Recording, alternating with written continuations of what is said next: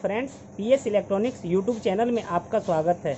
आज हम 16 एम्पियर के सॉकेट और स्विच में कनेक्शन करना बताएंगे।